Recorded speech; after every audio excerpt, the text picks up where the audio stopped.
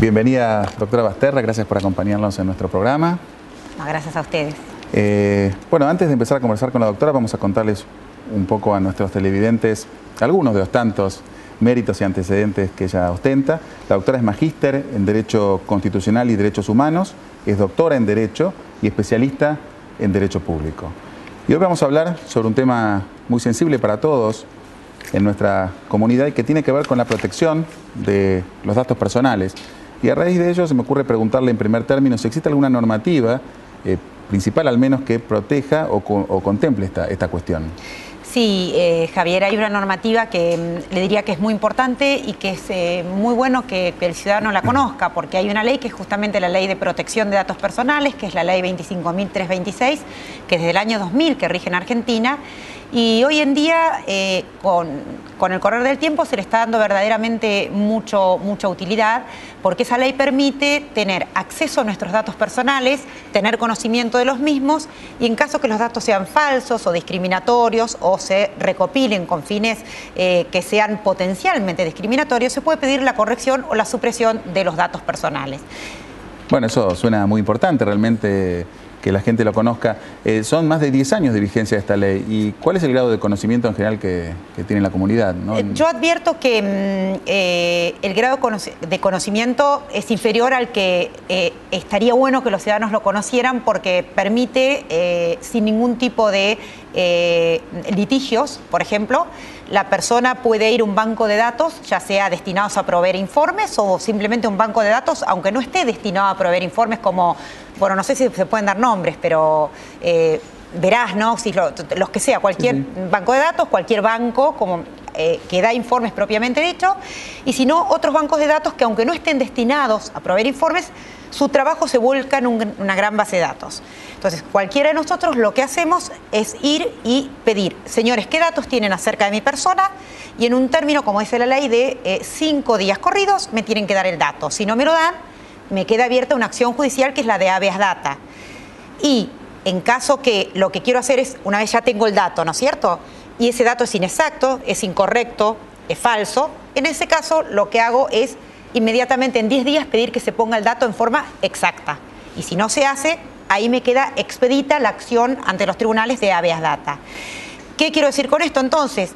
Que sin necesidad de abogados, lamentablemente, pero está bien para el ciudadano, está bueno, podemos conocer nuestros datos y corregirlos si son discriminatorios o potencialmente discriminatorios, o son datos falsos u obsoletos o carentes de actualidad. Y por lo que usted nos dice, bueno, al margen de lo interesantísimo de esto que nos está relatando, esto se refiere tanto a datos, digamos, públicos como privados. Me refiero a bases de datos públicas o privadas, ¿no? Así es. En realidad, dos maneras tenemos de entrar. Las bases de datos privados es a través de esta acción de habeas data como acción judicial, pero primero nos conviene, yo le aconsejo a todos que lo que primero es ir a ese organismo, porque ¿para qué vamos a mover todo el organismo judicial? Vamos a ir contra principios básicos de derecho procesal, como la celeridad de los procesos, la economía procesal, si tiene obligación el banco de datos de corregirlo. Entonces eso vale para lo privado. Y para lo público vamos por vía de acceso a la información pública. Es decir, le pedimos a cualquier organismo público del Estado Nacional, Ciudad Autónoma de Buenos Aires, las provincias o cualquier intendencia: señores, me tienen que dar estos datos por mi derecho como ciudadano de poder acceder a la información pública o estatal. ¿Sí? Es decir, serían dos normativas, dos normativas, pero que apuntan a un fin similar, que es la posibilidad de conocer o rectificar datos. Claro, en realidad la normativa que existe es la de habeas data o protección de datos personales, que es para los datos privados o para los datos públicos, pero que tienen que ver con nuestro dato personal. Lamentablemente, Argentina, hay dos países, que es Argentina y El Salvador, que no tienen ley de acceso a la información pública en toda Latinoamérica. En eso tenemos un estándar bastante bajo. No, triste o bajo, sí, mejor, me gusta esa palabra, porque la verdad es que el acceso a la información pública, si bien habitualmente se da por temas de, lo podemos igualmente solicitar por vía de un amparo, lo lógico sería es que el Estado, repito, cualquier Estado nacional, provincial, el que fuere, nos dé inmediatamente los datos que cada ciudadano le requiere. Y en relación a la cuestión de la práctica, ¿no? Porque acá estábamos hablando un poco ¿qué sucede cuando uno detecta información errónea o información que no debería constar en cierta base de datos. Pero en relación al momento en el cual uno celebra un contrato con un proveedor en el mercado de bienes y servicios y nos solicita una cantidad de datos propios, ¿no? Cuando uno abre una cuenta bancaria, hoy hablábamos con el doctor Alterini de estos temas, o cualquier otra cuestión. ¿Existe un límite en cuanto a los datos que el proveedor puede requerir o puede preguntarnos lo que quiera? No, por supuesto que no. Los límites están dados por la propia ley, que en el artículo 5 dice que para que nos pidan nuestros datos tiene que ser con un consentimiento libre, expreso, escrito e informado. Es decir, informar a la persona para qué queremos ese dato. Obvio que hay una excepción, como usted lo sabe, en todas las leyes, y está bien porque esto va de acuerdo a estándares internacionales, que se llaman los datos que son libres, que lo prevé el artículo 5 de la ley, y son aquellos datos que son nombre, domicilio, documento, quit, ocupación y número de DNI. Porque entonces, por proteger la intimidad, estaríamos desprotegiendo otros derechos igualmente importantes, como el derecho a comerciar libremente, a el buen funcionamiento de los mercados, al otorgamiento de los créditos. No podemos mantener en secretos datos habituales como estos que yo digo. Pero la ley dice expresamente y prevé severas sanciones, no solamente multas, sino también de clausura o de cancelación, cuando un banco de datos trate datos que tengan que ver con la intimidad de las personas.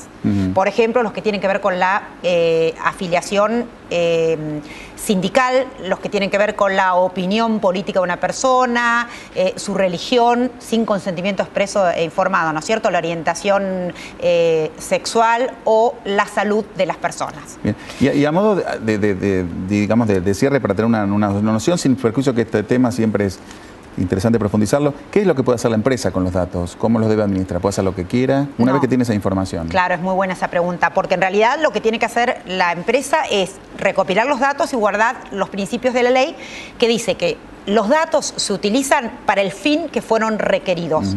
Si la empresa la usa con otra finalidad, esa empresa va a ser multada por parte de la Dirección Nacional de Protección de Datos Personales. Repito, salvo que sean estos datos comunes, eso sí se pueden pasar.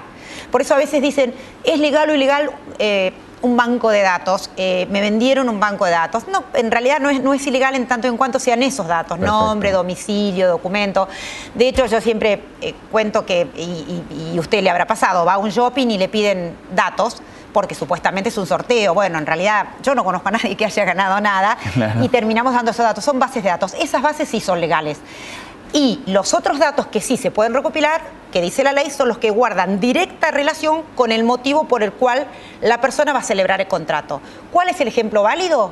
Por ejemplo, cuando yo voy a hacer un contrato de salud o un seguro de vida, voy a tener que dar datos de mi salud. Claro. Pero en contraposición, la empresa tiene la obligación de estricta confidencialidad. Y si no, tiene multas a montos de hoy hasta de 100.000 pesos previstos en la ley. Doctora, muchísimas gracias por esta esclarecedora conversación y bueno, vamos a seguir profundizando el tema. No, muchísimas gracias a ustedes y los felicito realmente. Muchas gracias.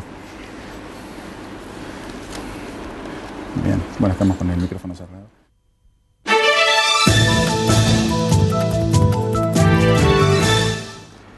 Hoy hemos podido ver en dos temas que son bien concretos para nuestras preocupaciones, como ser los bancos y la protección de datos, cómo existen también algunas herramientas que de conocerlas nos puede hacer mejorar nuestra calidad de vida, haciendo valer nuestros derechos.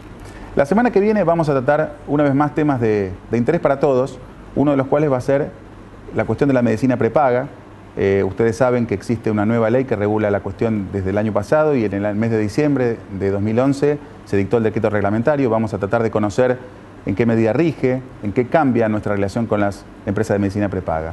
Y otra cuestión muy importante que abordaremos es la cuestión de la denominada letra chica, que técnicamente se conoce como cláusulas abusivas en los contratos. Son aquellas situaciones en las cuales muchas veces suscribimos contratos asumiendo derechos y obligaciones que en principio no corresponderían. Y vamos a tratar de entender en qué casos se da esta situación. Nos estamos viendo.